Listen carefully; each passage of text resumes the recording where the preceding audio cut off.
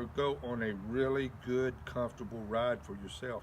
Well, think about that animal that you're riding on. That animal, to give you a good ride, needs to be comfortable too. This skirt is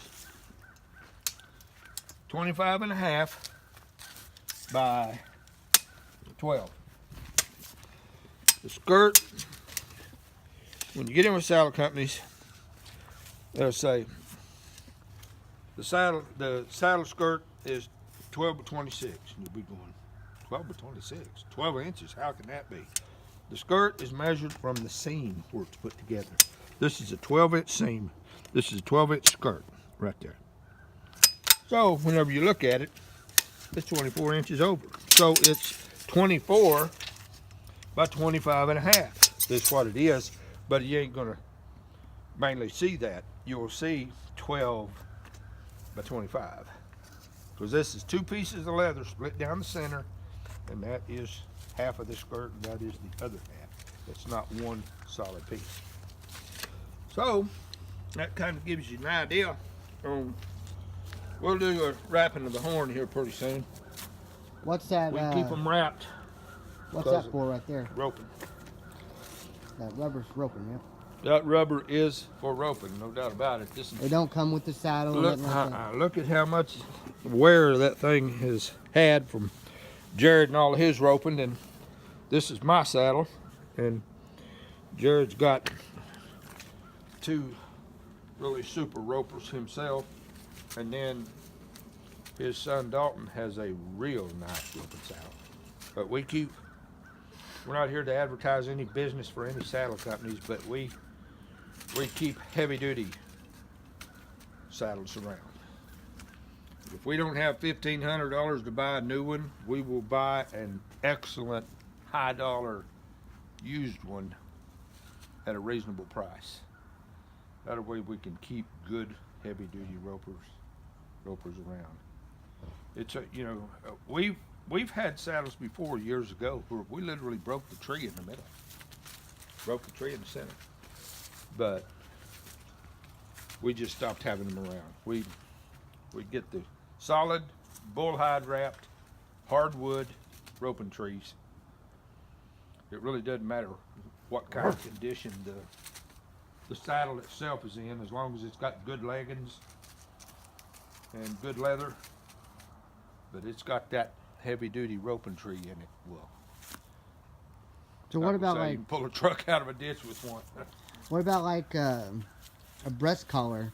Like what's that for? Keep the saddle pulled forward.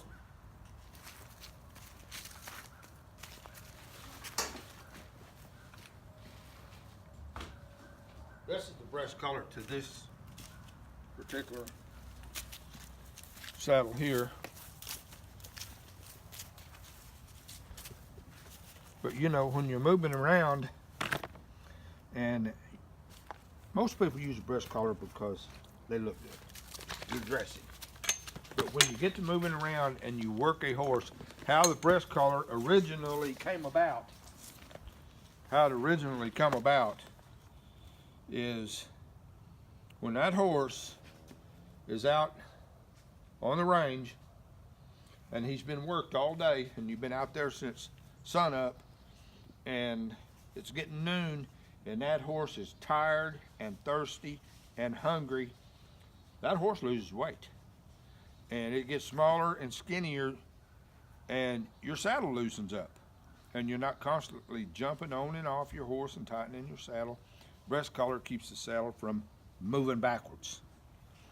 So, and then the back cinch, now originally the back cinch was not even a part of what you'd call the dress saddle.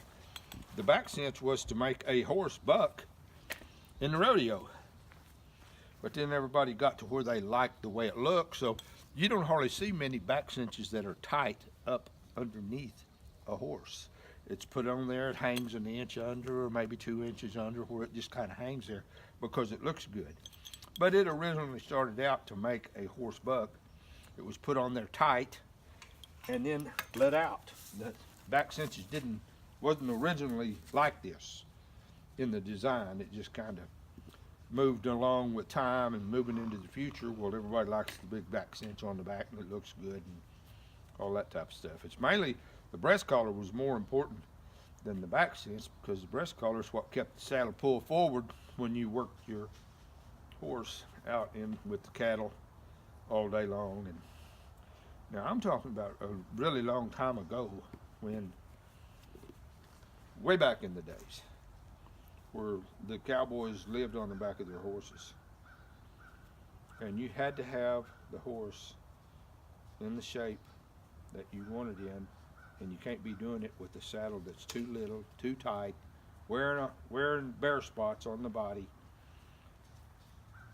You just have to, cinches that are too tight. Yeah, every horse fits different. Every horse is Right. You get the different girth, size. You get the girth wear underneath the front legs here. If you get the girth wear underneath the front legs, right here, well, you're in trouble. You get where you won't even be able to ride your horse for a week, 2 weeks. You're waiting for your horse to heal up. You pull your saddle off, and you got a great big old bare spot right here. The hair's all gone. That horse is miserable. You've been putting that horse through misery all day to get those bare spots wore into that skin. What would you consider, like like Crudlow, when he was real sway back? Like, what would you do in a situation like that when the withers are? Well, you really real do. big? You really do have to go possibly to another blanket, or maybe even a thicker blanket. But you don't want to go to a semi-quarter horse saddle to make it set up higher in the front, because the gullet on the horse is going to be pushing down. The gullet on the horse is going to be pushing down into the skin. It's going to be pushing down into it. The thinner the gullet is, the more it's going to be pushing down. You want the gullet to be wide so that it fits the horse at an angle, not pushing down on it, and that's how it wears those spots. You see horses with spots right here that, I mean, blood red. Mm-hmm. We've saw them in places where they pull the saddle off and go, oh my God, look, that horse is actually bleeding. And it's because of a saddle that does not fit. So we try to take care of our horses. We want our saddles to fit them right. So we ride them all day long. I'm getting older. I don't ride as much as I used to. But Jared rides all the time. And we went over it since he was a kid. He's not a kid no more. He's a full-grown man over the age of 30. So he's learned a lot in 25, 30 years about this stuff. And he knows how to take care of his animals. And these horses, we keep them healthy as a horse. Feed them right, take care of them, rub them down, take care of their feet. You don't have vet bills, do you, buddy? Right. Huh? Exactly. That's why we did some videos about how to give a shot. We'll have a video about worming them. There's different things to take care of your horse. Well, there's another video. I appreciate it. If y'all have any questions, don't hesitate to email me, crudlowfarms@gmail.com. And I appreciate my dad going over the saddle. Everybody knows how much I respect him. We're going to have lots more videos of me and my dad. And I'm going to get him on camera here pretty soon, riding, as he's riding around, checking pastures or doing whatever he does. And to show you what he does around here. So I appreciate y'all watching. I appreciate all my subscribers.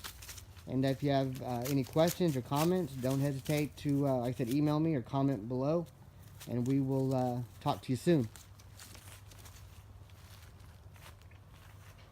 You can see the deer down at the gate.